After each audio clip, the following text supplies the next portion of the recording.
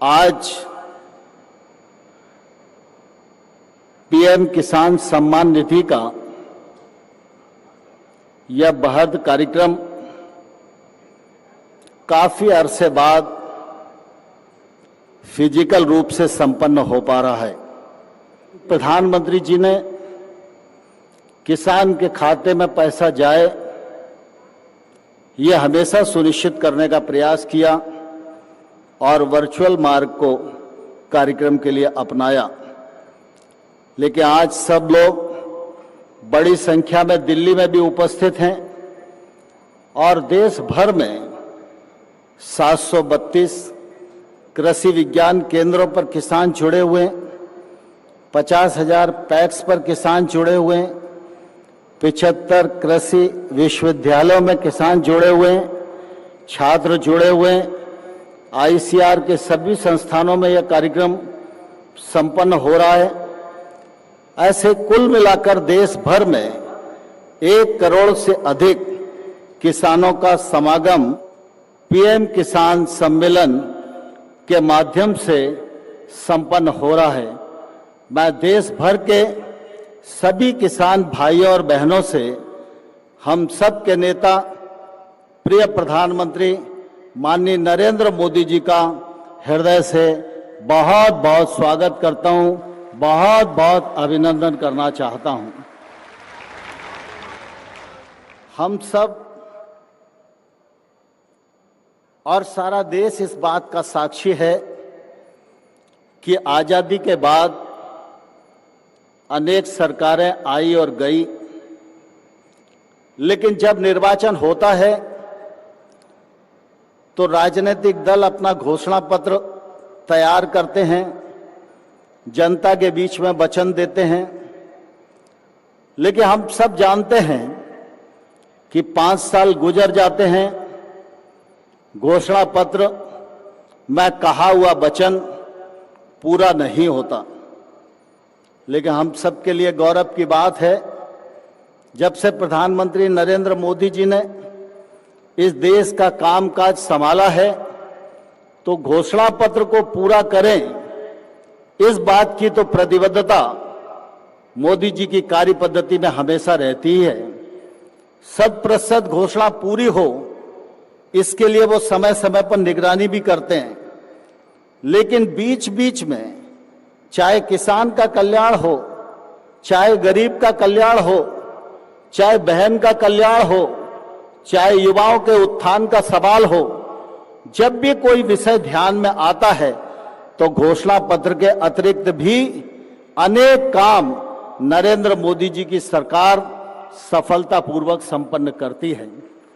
आप सब इस बात को जानते हैं कि प्रधानमंत्री जी ने पीएम किसान सम्मान निधि कार्यक्रम को सृजित किया, उसे सफलतापूर्वक क्रियान्वित किया। कृषि के क्षेत्र में सम्मान निधि किसान को मिले, यह मांग किसान की तरफ से कभी भी नहीं आई थी। लेकिन प्रधानमंत्री जी जानते थे कि जब उन्होंने किसान की आमदनी बढ़ाने के लिए देश भर के राज्य सरकारों को, किसान संगठनों को, किसानों को, केंद्र सरकार को, सभी लोगों को आह्वान किया, तो उन्हें लगता था कि बाकी सब लोग काम करेंगे, लेकिन हमको भी केंद्र सरकार की तरफ से किसान की आय बढ़ाने में सीधी सहायता प्रदान करनी चाहिए। और दुनिया का सबसे बड़ा सीधा खाते में जमा होने वाला जो लाभ है वह पीएम किसान सम्मान निधि के माध्यम से प्रधानमंत्री जी ने अंतरित करने का एक सफलतम प्रयत्न किया। आज देश भर के 11 करोड़ किसानों को 2 लाख करोड़ से अधिक पर प्रधानमंत्री जी की उपस्थिति के प्रति कृतज्ञता ज्ञापित करता हूं। वहीं देश भर के करोड़ों करोड़ किसानों को हृदयपूर्वक बहुत बहुत बधाई देना चाहता हूं। यह योजना क्रियान्वित पारदर्शिता के साथ हो, यह आग्रह प्रधानमंत्री जी का हमेशा बना रहता है। इस को लेकर लगातार केंद्र सरकार राज्य सरकारों के माध्यम से शुद्धिकरण का प्रयास करती रहती है। आज हम सौभाग्यशाली हैं कि एक समय था जब देश के एक प्रधानमंत्री ये कहा करते थे कि हम दिल्ली से 100 रुपया भेजते हैं, गांव जाते जाते 15 रुपया हो जाते हैं। लेकिन आज नरेंद्र मोदी जी का यशस्वी और पारदर्शी जनता हितैषी नेतृत्व हम सब लोगों को प्राप्त है। टेक्नोलॉजी के माध्यम से मोदी जी ने यह सुनिश्चित किया है कि अगर हम एक किसान के खाते में एक साल में 6,000 रुपया जमा कराएंगे तो कोई दलाल नहीं होगा, कोई बिचौलिया नहीं होगा। अब 6,000 के 6,000 उसके खाते में जमा होंगे। यह सुनिश्चित करने का काम प्रधानमंत्री नरेंद्र मोदी जी के नेतृत्व में हुआ है। आज किसानों के साथ साथ एग्री स्टार्टअप्स का कॉन्क्लेव भी माननीय प्रधानमंत्री के कर कमलों से शुभारंभ होने वाला है। हम सब इस बात को भली भांति जानते हैं कि हमारे देश में जो किसान हैं वो भी एक तौर से बड़े स्किल्ड हैं। वो भी तमाम सारे नवाचार अपने अपने स्थानों पर करते ही रहते हैं, लेकिन उनको प्रकाश में आना चाहिए तो मंच नहीं मिलता। हमारे देश के पढ़े लिखे नौजवान इतनी बुद्धिमत्ता से काम कर रहे हैं कि चाहे वो खेती का क्षेत्र हो या अन्य क्षेत्र हो, अनेक प्रकार की टेक्नोलॉजी इजाद करके काम करने को कैसे आसान किया जा सकता है, नुकसान को कैसे बचाया जा सकता है, उत्पादन और उत्पादकता कैसे बढ़ाई जा सकती है, फसल के उपरांत नुकसान को कैसे रोका जा सकता है, किसान सूचनाओं के नजदीक कैसे आ सकता है। इस दृष्टि से लगातार हमारे एग्री स्टार्टअप देश भर में काम कर रहे हैं। आज 1500 से अधिक स्टार्टअप्स इस प्रांगण में मौजूद हैं। 300 से अधिक लोगों ने अपने अपने स्टॉल भी यहाँ एग्जीबिशन में लगाए हुए। मुझे ध्यान है जब प्रधानमंत्री नरेंद्र मोदी जी ने 2014 में अपना कामकाज प्रधानमंत्री के रूप में संभाला था, तब 80 से लेकर 100 तक स्टार्टअप इस क्षेत्र में काम करते थे।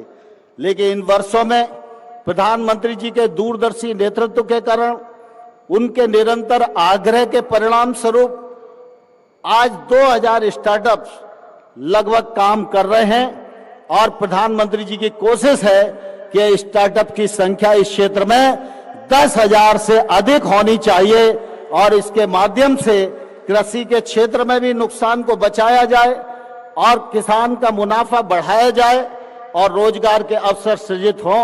यह प्रधानमंत्री जी की प्राथमिकता है। आज हम सबके लिए बहुत ही प्रसन्नता का विषय है, प्रधानमंत्री जी की प्रेरणा से जहां एक और यूरिया के विकल्प के रूप में नैनो यूरिया इफ्को के माध्यम से इजाद किया गया, अनुसंधान करके उस काम को भी मनसुख भाई के नेतृत्व में तीव्र गति से आगे बढ़ाने का काम किया जा रहा है। आज मनसुख भाई ने आप सबके सामने अपनी बात रखी है। प्रधानमंत्री किसान समृद्धि केंद्र, प्रधानमंत्री जी की हमेशा यह आग्रह रहता है कि एक देश है तो एक जन होना चाहिए, एक देश है तो एक टैक्स होना चाहिए। इसी प्रकार से देश एक है तो एक ही प्रकार का खाद होना चाहिए। और इसलिए आज मनसुख भाई ने पद्धति में आमूलचूल परिवर्तन कर दिया है। अब यूरिया तो होगा, डीएपी तो होगा, लेकिन सब भारत यूरिया, भारत डीएपी के नाम से किसान समृद्धि केंद्र पर मिलेंगे। यह किसान समृद्धि केंद्र किसान को आदान प्राप्त करने के लिए और किसान को अन्य प्रकार की समस्याओं के निराकरण करने के लिए एक सक्षम केंद्र आने वाले कल में साबित होगा।